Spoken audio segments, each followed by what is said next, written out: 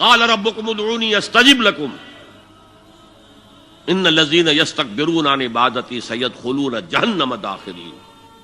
تمہارا رب کہتا ہے مجھے پکارو، مجھ سے مانگو، میں تمہیں دوں گا، تمہاری دعا سنوں گا، قبول کروں گا.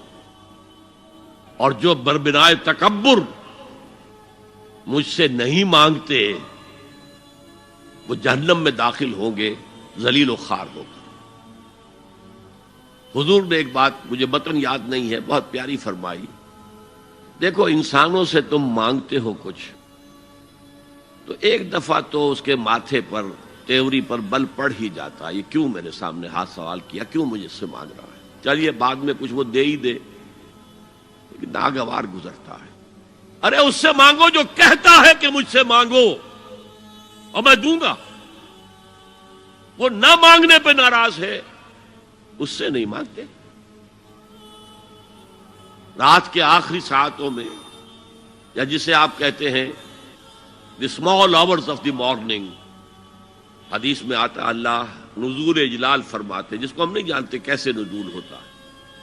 ذات باری تعالیٰ اور اس کے متعلقات کے بارے میں جو بات آ گئی قرآن میں حدیث میں وہ ہم مانتے ہیں. کیسا یہ ہم نہیں جانتے، اس کا ہاتھ ہے کیسا ہے ہم نہیں جانتے، اس کا چہرہ ہے کیسا ہے ہم نہیں جانتے، اس کی ساق ہے، اس کی پنڈلی ہے کیسی ہے ہم نہیں جانتے، وہ سنتا ہے کیسے سنتا ہے ہم نہیں جانتے، کیا اس کے کان ہیں، کیا اسے بھی ساؤنڈ ویوز کی ضرورت ہے سننے کے لیے،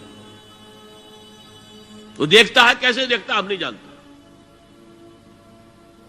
وہ اترتا ہے کیسے اترتا ہے ہم نہیں جانتے. جو قرآن میں آ گیا حدیث میں آ گیا مان لیجئے بس. باقی یہ متشابہات میں سے ہے، اس کی کھود کرید میں پڑو گے تو فتنے میں مبتلا ہو جاؤ گے. ابتغاء الفتنۃ وابتغاء تاویلہ. لہذا حدیث میں آتا ہے کہ رات کے آخری ساعتوں میں اللہ سمائے دنیا تک نزول فرماتے ہیں اور پھر ندا لگتی ہے حل من سائل فاعطیہ، ہے کوئی سوال کرنے والا مانگنے والا کہ میں اسے دوں. حل من مستغفر فاغفر لہ، ہے کوئی گناہوں کی معافی چاہنے والا کہ میں اسے معاف کر دوں. ہم انٹا غفیل سو رہے ہیں، ہم تو مائل بکرم ہے، کوئی سائل ہی نہیں. راہ دکھلائیں کسے، رہنو منزل ہی نہیں، راہ کسے دکھا. اللہ کے راستے پر چلنے کا فیصلہ کرو، اللہ کی راہ میں جہاد کا فیصلہ کرو، پھر اللہ راستہ کھولے گا. والذین جاہدوا فینا لنہدینہم سبلنا. وہ لوگ کہ جو ہمارے راستے میں جہاد کریں، محنت کریں، مشقتیں کریں، ہم لازماً ان پر اپنے راستے کھولتے چلے جائیں. تو دعا شرک فی الدعا، مانگو صرف اللہ سے، اللہ سے، اللہ سے.